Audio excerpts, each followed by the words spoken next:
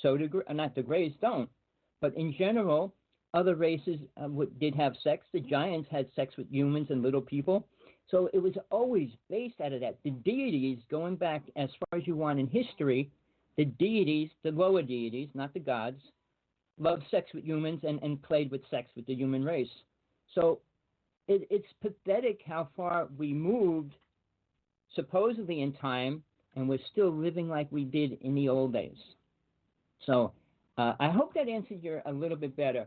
But for yourself, I look at you as a person that's growing and protected it in a lot of ways now, because you accepted what happened to you, you realize what happened to you, and you're learning how to deal with it at a different level than just being abused by it. Yeah, I agree with that. I think everyone, once you realise and understand what's happened, sometimes that can take many years to even face the truth.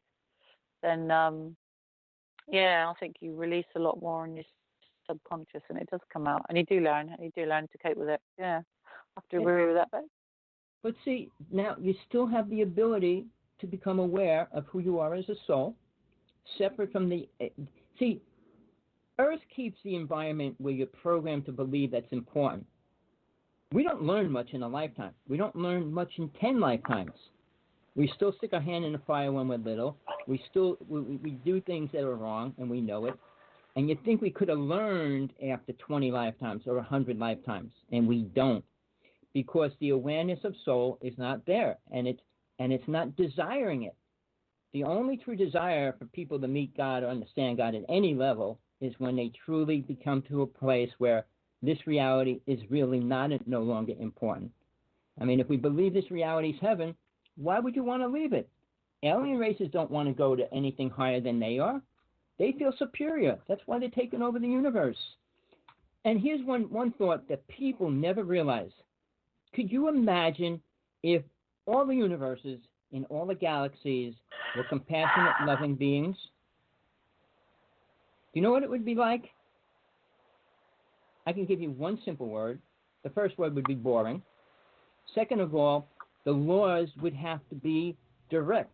We couldn't have different laws. Oh, we're running out? TJ, was that you? Hello? Who's playing the music? Yeah. That's a man here. These phones are crazy. Okay, he's listening. Okay. We've only got 12 minutes, Tommy. Do you see if Ahmed can add some here for the show, and let's talk about next week's show, okay? Let's try to wrap it up here before we run out of time. Yeah, I don't know. That was syncing of my stuff, and I was knocked out, so I had to call back in. So I apologize, folks, for the interruption. Okay. But Ahmed, are you there? And I want Ahmed to talk about Thursday's show with Ken R. Johnston, too, in the last few minutes. But go ahead and wrap whatever you were saying there, Tommy, and let Tina have a couple of minutes, and Ahmed can explain about what he's trying to do with our magazine and out in the radio show. Okay? And I go back on mute, folks. Sorry about that. I'll give it to you, Tina. But realize what it would be without this physical body. Imagining not having to have sex, not having to eat, not having to die. Imagine being in that space, what you are. It's not anything comparison to learning how to not eat this food, how to do this, not to do drugs, not to this, not. It's all limited to the dimension or the realm that you're in. And hell, planet Earth, the physical reality, is very limited to what soul can do in its own reality when it lets go of this body that it holds on to. But I'll give it to you now, Tina.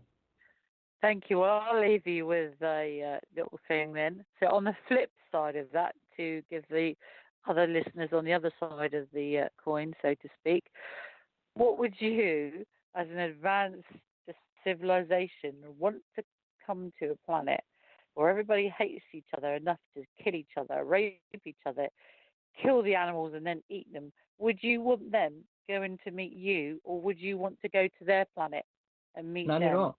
Not at all. Exactly. So that's a thought to keep you going till next week. But you're here. Everybody is here, and they are stuck here until they learn different. So, Ahmad, do you want to? Can you hear me? Okay, are you there? Oh yeah, I'm here. Okay, I guess TJ wants you to talk about Thursday. I'm really not sure what we got planned for Thursday at the moment.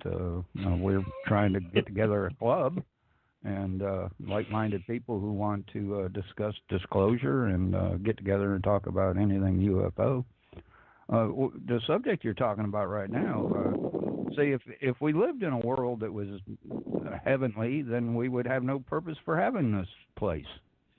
You know, Exactly. I think this is an object lesson. Like I said, we got to learn to use balance, and once we pass from this realm to the next, if you don't know balance, you're doomed to repeat this existence as many times as it takes for you to learn what you're here to learn. So that's just my personal opinion, you know. No. It's fine, and it is your view and it's your experience of life. Tina, I just want to say to you, like when we go into the higher realms, there's no civilization. You're not building a city. You're not building a community. Soul is individualized to itself. What it creates and what it does is limited to. It's like if you had your own dream and you dreamed all your dreams, nobody else is in your dream with you. So when you get into the higher realms, you create your own realities for the way you want to perceive it and create it. And that's given to you when you're aware of what you can do and what you can't do. I mean, you don't create a reality and say, I don't like these, and just destroy it. I mean, if God was that way, it would destroy planet Earth, which it does in certain levels because of what we do to a reality that we live within. So for a person that wants to become aware, there's simple techniques to work with to become that. And I try to teach that. I'm planning on doing a 4-day workshop on that because mankind, if they live by man's rules, will die by man's rules, which is unless pretty you're sad. abducted and never brought back. But will you ever get another phone call about the show or no?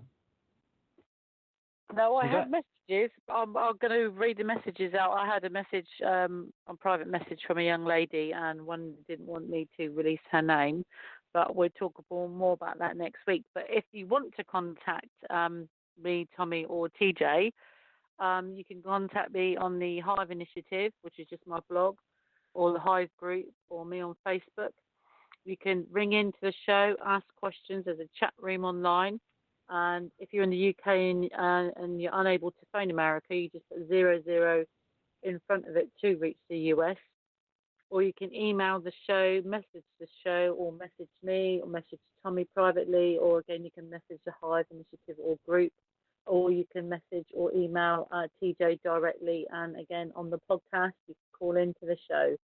But we'll have an interesting show with more comments, thoughts, and experiences with me and Tommy and TJ next week. But for me here in the UK, I will be going, having a good night and a cup of tea, and I shall see you all soon. I will hand you back to Tommy and TJ. Well, it was definitely a pleasure, Tina. So everybody, please tune in. Tell your friends about the show. Thanks to Matt and TJ. We're creating something that's going to try to help people at least think about where they are in life, what they want out of life, and what it really means to them. Because I don't think that's a bad thing. I mean, as long as you're looking at it as a positive thing, knowing that we can always get further down the road if we want to. You're never stuck, no matter what's happening, abductions, possession. There's always a way out, and there's always a way to move forward. I did abductions. I did possessions. So, yeah, there's never a lock. You're never frozen in a space where you can't get out of. And you're never forced to do anything you don't want if you're aware of what's happening. I mean, if the government said nobody's going to get no money, we would out be on the street starving to death and die, a lot of us. But as long as we try to keep balance, we should. So with that, I'm going to give it to TJ to say goodbye. It was a pleasure, everybody. Tune in next week, same time. All right. Thank you, everybody. Thank you, Tina Bird of UK, doing an excellent job. She's our representative, our director in the UK with our UFO Association, and we are forming an organization. So it's UFOassociation.org, and we'll put more. Tina will be able to get in, and so will Tommy, to put more on their page. It's like a blog page, and if you'd like to have one, please let them know. A Mad Painter is helping me as a graphic artist and general manager of the radio, and we're looking to fill up our other shows during the week. We get 2 hours a day to fill up, and so this is the UFO Association Day. Thursday is Allied Command Organization Today with Ken R. Johnston, with more veterans, prior government, like who did we just have on, Ahmad? Your friend, Elena Scott, right? That's she was with MUFON. Dr. Elena Scott, right? Dr. PhD. And we've had Dr. Bruce Cornett, and, of course, Dr. Bruce Maccabee. And we're just organizing where we know who each other is. And if you'd like to be a who's who in the UFO organization, please let any of us know. That's Tommy Hawksblood Sinisi on the Big Island, and Tina Bird in the UK. And, of course, Russ Kellett, I'm sure he'd still be a point of contact if we ask him, in the UK. And we have Lenny, what is Lenny's name? We have another one I know of that had agreed. And then a Mad Painter is in Georgia. He's also Thomas R. Becker. And right now, I've only got Tuesdays and Thursdays, but I do have some other people that are willing to come on in other countries. Dr. Samus Monagich. And then someone agreed, okay, now we've got Dr. We do have a Saturday and Sunday show. We have Dr. Rick Miller, who is a metaphysician and has excellent books written. He's done a lot of work in ufology, alienology, metaphysics, cosmology. So, Mad, be sure and write down for everybody 8 o'clock Saturday. I need to go build that show. So I'll do that for Saturday, 8 p.m. And Tina, I know you'll be sleeping, but Tommy, you're always invited, so everybody is. That's in our association, and we'd like to know who you are. And if you like, if you're a UFO enthusiast, regardless of what you think or watch on television or in movies or whatever, we're expanding the universe. And I personally think that all of us are part of that connection. That we're all connected in the expanse of this universe and to others. And I've been fortunate enough to have out-of-body near-death, and I do believe in this reality because of what I'm experiencing right now with Mad and Tina and Tommy, and they keep me grounded as far as having friends on the planet with similar interests. And my grandson lives with me now. He's 20, he's in there. So he's like a full-time grandson right now because we've had so many deaths in our family. His mother died recently, and he's having a rough emotional time. But it's hard for people these days. So I've got 3 generations here in my home. I know a lot of people do in the United States of America and probably around the world, because times are not as financially profitable as they used to be. So we can hope that if everybody will get involved, that we can make things a little better, and hopefully we can figure this out and get us some sponsors out here that'll help us pay our overhead so all of us can share. But in the meantime, if you'd like to donate, you can go to ACOassociation.com, UFOassociation.org, or TJMorrisETRadio.com. Those 3 places. I'm sure I've got a donate button. If I don't, I'll put one up. But that will help us pay our overhead and get everybody out there that needs to be known in who's who in our UFO Association. And we'll be offering a magazine each it's going to be bi-monthly.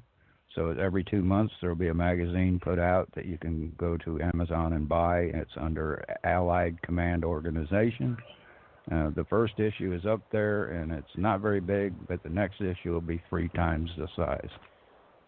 That's Allied Command Organization, and the reason we're calling it Allied is because of all the Allied, that's all the veterans and all the people that work in space as well, and Ahmad's doing the best he can to talk about space, and the space waste is something we're looking at to bring awareness to, and helping those on the planet and off planet as well, because we're all connected.